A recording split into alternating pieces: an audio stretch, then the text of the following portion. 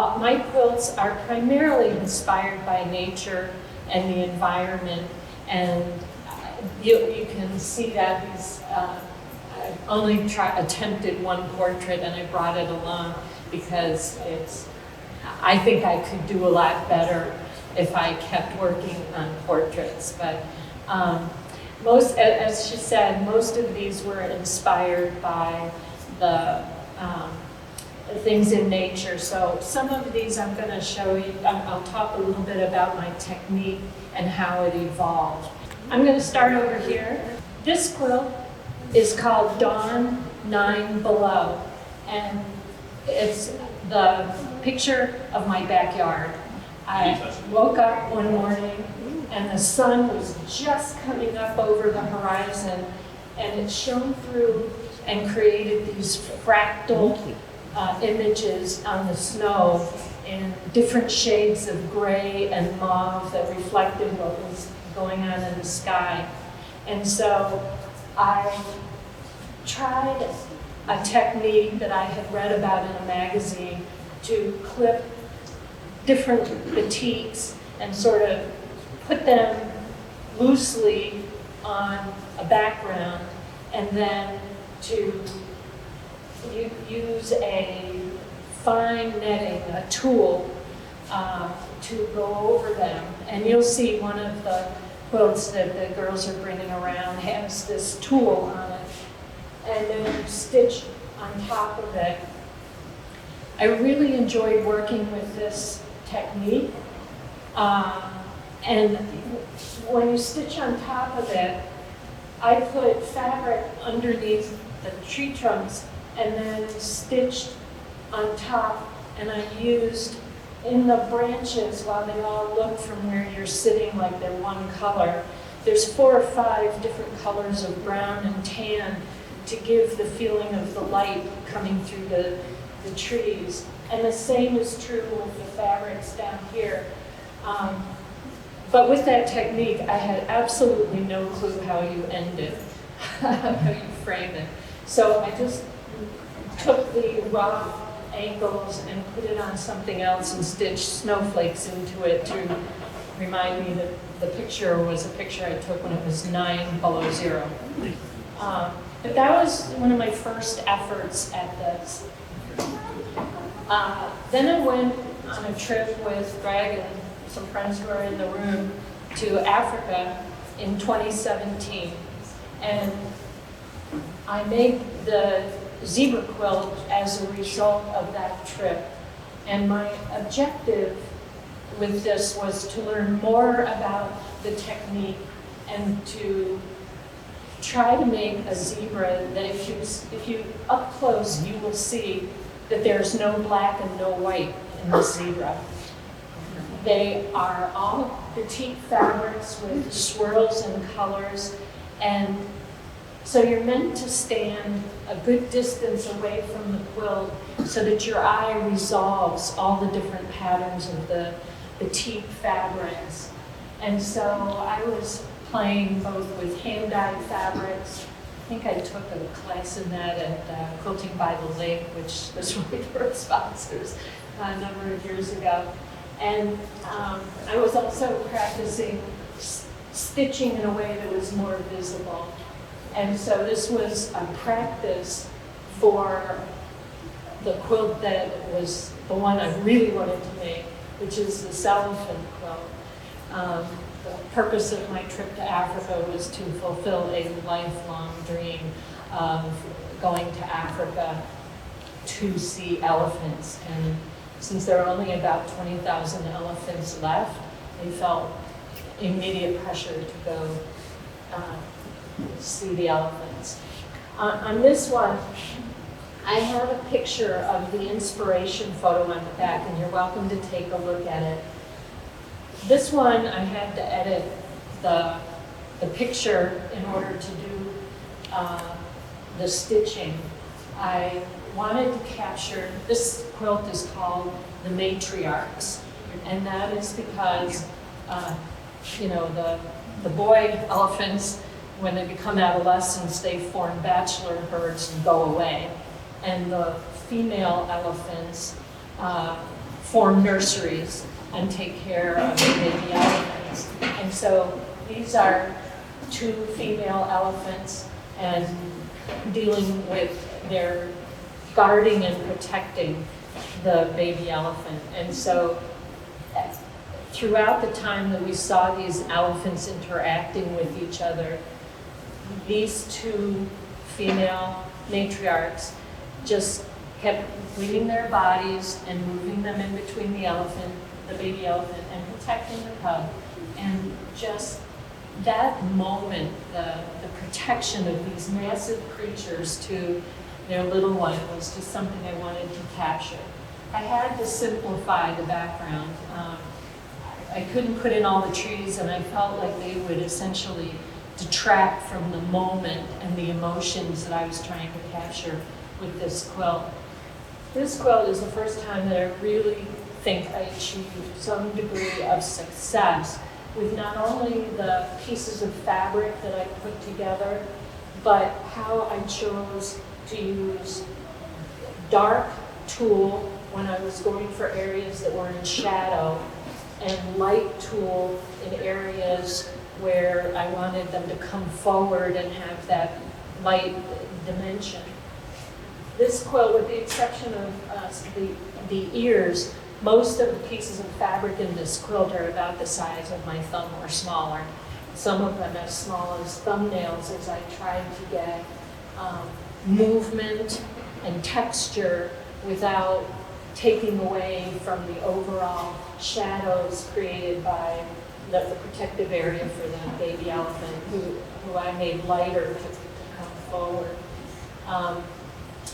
The other thing that I did on this quilt was heavily thread paint. And this quilt and several of my other quilts, I put a backing that is patterned batik backing. And for this, because of the intensity of the stitching, even the background stitching that was meant to create like a flat base, that stitching is so close together, and I was experiencing with using colored threads in the background, I was having trouble with the professional appearance of that. So I cheated a little bit, and I used a invisible monofilament thread, either clear when I was doing the light pieces or smoke when I was doing the dark pieces. So the tops of my quilts have about 45 different colors of gray, white, black, brown in there, and the backing, the bottom thread is either smoke or clear monofilament. The other thing that I wanted to point out, you can come up and take a look at it. Recognizing that despite how big these critters are, their eyes make them so human. They make you feel they are personality. And so I really wanted to convey through the eyes. And so there's a little dot of white paint to give that highlight that makes the eyes stand out for you. So, and the background was a hand-dyed fabric that I just pieced together to create a vague impression of mountains or sky and mountains, just sort of vague. But I also fussy cut, and you'll notice this is the fabric that I used for the backing. I fussy cut all these little pieces out and put that background, those pieces from that background on to the foreground to create vegetation, but just a hint of the vegetation, because I didn't want the vegetation to detract. The next quilt that I made was my COVID blue giraffe. I was pretty blue. I had retired. I was canceling all the trips that I had planned to go on in my retirement. I had no idea how that was all going to turn out. Fortunately, it turned out okay. this was kind of interesting when giraffes actually feed. They feed from trees, so they're always feeding up. When they drink with their neck down. In fact, sometimes they kind of spread their legs and put their neck down. I wanted something to be whimsical. I wanted the giraffe to be blue, but I wanted something to be whimsical. So with the giraffe, I used 3 different background fabrics. I don't mean background here, I mean background under the collage where I've fussy cut lots of different fabrics. So there's a light background fabric in the highlighted areas. There's a medium background fabric in some of the shaded areas, and a darker background fabric. And then similarly, as I was trying to get light at which to create dimension, I used different types of tools covering all of these spots are multiple pieces of fabric that have been either glued or fused down. And then you can see if you come up and look, there's a medium blue, a light blue to white, and dark blue to gray are all in the tool that I stitch on top to create shading. And then, of course, you can see on top of that, I have densely stitched to both hold it down and to seal the edges so that the quilts are very durable and don't start to fray. And so this quilt, I took a commercial batik fabric that had all these different flowers in them, and I just created flowers in the sense that the giraffe is feeding, but actually giraffes feed from the trees, not from the ground, as probably in the photograph, probably drinking. But this was an experiment for me to try to work out less realism in terms of color. And so after this one, I started working on this one, the macaw. I took the picture of the macaw in Kenya, and I made it as part of my Africa Critters group. But macaws are native to South America. It was probably an escaped captive macaw, and so it had no relevance whatsoever to Africa.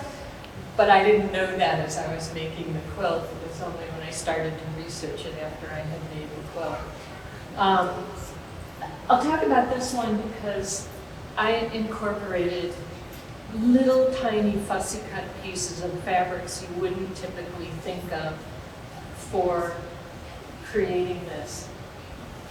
The yellow feathers are a very common tulip fabric that you will recognize in most quilt stores. I just turned them upside down and cut them into little pieces so that they look like feathers. This fabric here was, and then some other parts of the blue, was a marine fabric that had coral in it, pieces of coral and big chunks of that. This was like a zebra fabric. When I'm making a quilt like this, I do a drawing, I enlarge a photograph and then either trace or enlarge it, and then I draw an outline on muslin and then use that as what I fuse the fabric to. In this case, I experimented with some other techniques, but I really wanted the claws to look sharp and to stand out and look craggy. And so there are pieces of lace embedded in this. And in the beak, I really wanted to try to create the roundness of the beak and the sharpness of the overhang and the shadows that would be there. And so this one, I probably more than any quilt, I really looked closely at the picture on my computer and tried to figure out how could I create that. The tail feathers, you can see that the tail feathers, there's like shading and and bits and pieces that are glued or fused on to create them. But this fabric was actually a batik of fish. And some wheat. It's like a fabric that had like wheat stalks in it. And so one of the things that I learned from this experience was really how to take fabrics and do something like see them in a different way. How can you see wheat fabric as feathers, but then if you look closely, you see how that can work. And then I surrounded it with fabrics that I bought in Kenya. But I felt like when I was trying to create any kind of background, all the backgrounds, and you'll see like on the tulip magnolia at the end, I sometimes just use a plain batik background, but this bird just needed something to make it sing. And so using a hand-dyed fabric that had the gradations, and I didn't quite have enough of it, but I had a sister fabric so I could make it big enough.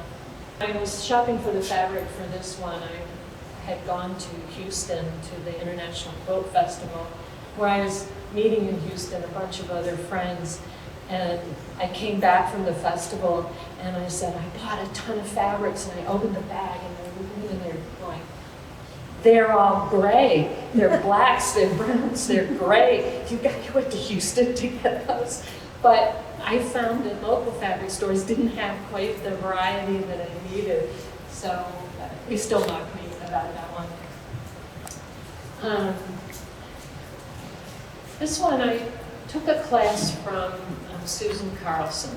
Susan made a world-renowned pink rhino quilt that is huge. It's like, I don't know, 25 feet wide and tall. But I love that she did it all in pink fabrics. And so when I wanted to do, I had taken a photo of a female gorilla holding her baby. The baby was unaware of me. The baby was just looking at mom. Mom was looking at me. Mom was worried. But I wanted to sort of as an homage to Susan Carlson, try that in these fabrics. My husband was a little slow coming to the wisdom of this choice, although I still love it. I love that,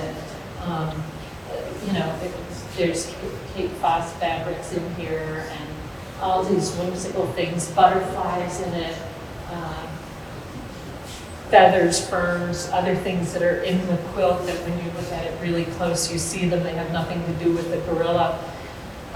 One of the things I'm really proud of about this one is the backing.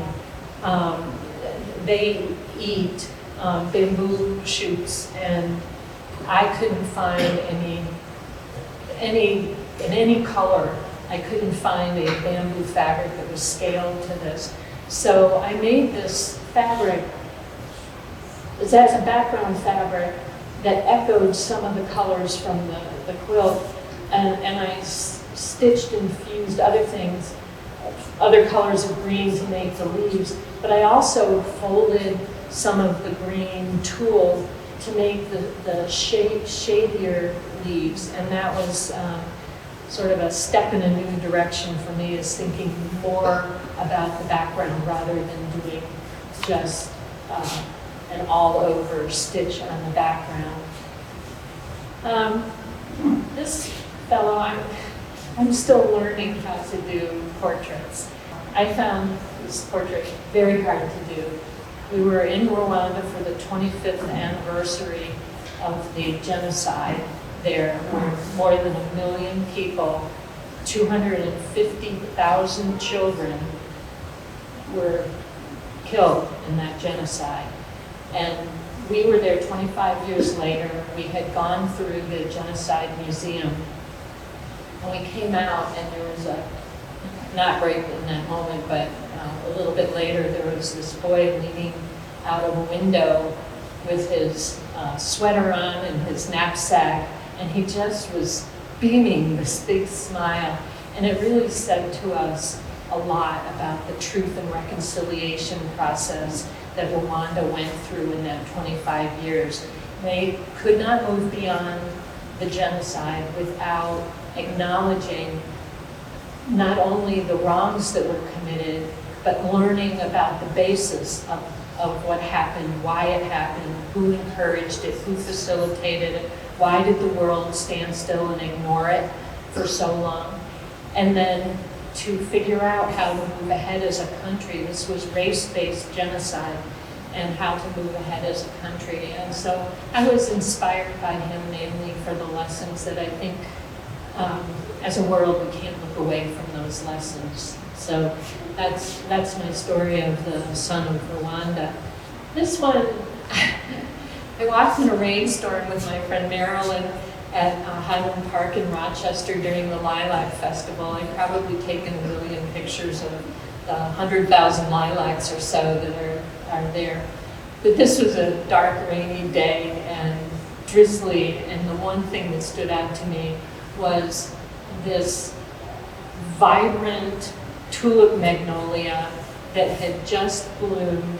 It was pretty cold, so they're very hardy. They're among the first trees that bloom. And I played around with putting water droplets on this and trying to get the depth using the hand-dyed fabrics.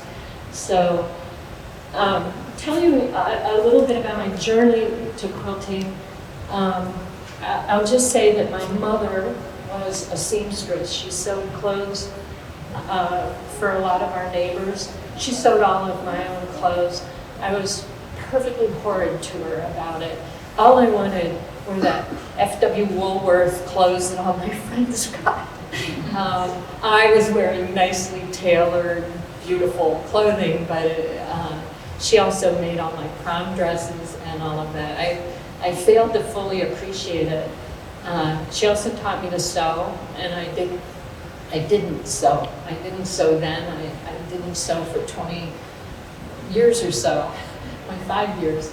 And then I got bit by the quilting bug when we had a cottage in the Finger Lakes, and I had been to the Lake to Lake quilt show, the guild that the Lake to Lake quilt folks do. Had a lot of Amish quilts, so that's where I started. But I confess I can't sew a straight line. So I was always forever having to adjust every quilt to get that perfect 1/4 inch seam. It seemed so much easier to do a technique like this that involves scribbling on a piece of fabric. So that's what really started my journey, was the ability to do that. Not have to sew a straight seam. And I still work with friends and make traditional quilts. And one of my friends got me a t-shirt that perfectly sums up my relationship with traditional quilts. It says, "If I have a seam ripper in my hand, now is not a good time." I always have a seam ripper in my hand when I do traditional quilts. This I can just paint over. I can put a little dot of glue on a toothpick and put a different piece of fabric on top, or I can lift a piece of fabric off and put another piece of fabric on until it's right. And so, but the one thing that I had to learn was patience about the fact that there's 3 or 4 pieces to making a quilt like this. There's the background, there's the foreground, the critter or the focus, whatever that is.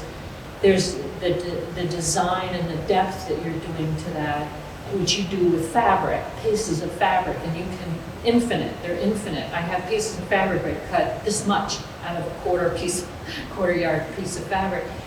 But then you have to be patient, because when you lay the tool over it, you can use different colors of tool for shading. And then when you stitch over it, a lot of these, if you look closely, I have clearly stitched outside the lines. I have scribbled you know, well past where the dark threads would go. And I've gone outside them to show texture or shading or something. And so you have to be patient through all these different stages. So when people come and see a work in progress and they see just the fabric down, it doesn't look like a finished product. And I'm not striving for it to be, because I'm waiting for inspiration about 3 more layers that I'm going to add to my pieces. Did everybody get to see or handle the little quilts here that the girls carried around? This one has the like 3 or 4 different types of tulle on top. This one has dense thread stitching. You can see from the back how dense the stitching was. It's like literally 1/10 of an inch or tighter. But I didn't put the tulle in this one. And this one's a mixture of both. It's dense stitching and tulle. Any questions? Yeah? Can you tell us about the canyon? Oh, I forgot about that one. Thank you. This is Bryce Canyon National Park. This stone is Thor's hammer. These stone formations are called hoodoos, and you can hike down inside and walk around. This one I was working as a class project to interpret a photo that I had taken from the rim of the canyon before Marilyn and I hiked down into the canyon. And I wanted to use hand-dyed fabrics, and also to use fabric paint and fabric markers. So if you look at this one closely, I haven't as densely stitched it, and the stitching is really trying to highlight the cragginess and cracks in the rocks. But many of the places where I've stitched with the thread, I've also painted or shaded with a marker, a pencil, or a paint. And so the other challenge that I faced with this quilt, I didn't have any fabric with any clouds in the sky, so I used paint, and there's about 8 colors of white thread to make the depth of the clouds, and 4 or 5 different colors of blue. So I had to make the clouds in the sky, but also from the inspiration photo, which is also in the back of the quilt, I had to eliminate too many there were so many details, it would have been impossible to see it. And so I had to step back and say, what am I striving for? I'm not striving for the exactitude of a photograph, but I'm striving for the feeling that you get, the moment that you see this and you appreciate the wind and the water that has eroded this to create these formations. And you just need to suggest that. It doesn't have to be exactitude. Sandra Mullen, before I had done any stitching, she helped me dye some specific pieces of fabric. And that was very helpful because I was being timid. I was putting a little dot here and a dot there of fabric dye, and she just poured like black dye and all these other dyes like right on it bravely. And then she said, just put that out on the bush outside and let it dry. And so that is incorporated in here. And this one, I did not do the tulle. What am I currently working on? I'm working on a leopard that was in Botswana, and I didn't want, it's like the giraffe, I didn't want to just use like a polka dot or a spot, leopard spot fabric to make the spots. So I'm hand making each spot. And I'm struggling a little also with the background leaves because I didn't know this. Leopards live in trees. I always thought of them as like lions that walk along the ground, but they actually live in trees, sleep in trees, hunt from trees, eat their food in trees. And so I'm trying to figure out how to give the tree the dimension and things like that. So it takes me about 6 months to a year to make a quilt. So I'm experimenting, I'm growing as an artist, I'm applying different techniques. I will be perfectly honest, any artist will tell you what was in my head, the image in my head is not what ends up in these quilts. Very often I started with an image, I've actually bought all the fabric for the particular quilt, and then I've rejected 90% of the fabrics that I bought thinking that they would work, and they don't as the quilt evolves. And so, yeah, sometimes I get stuck and I'm creatively stuck on how to solve a problem, and then I'll read, Fiber Art magazine or Quilting Art magazine, and somebody will give an article in that with a hint or a suggestion, and then I reflect on it and think. And I think there's ways I would do things differently. I mean, as I stand back and look, the quilts that I like the best are the ones that don't have a plain background.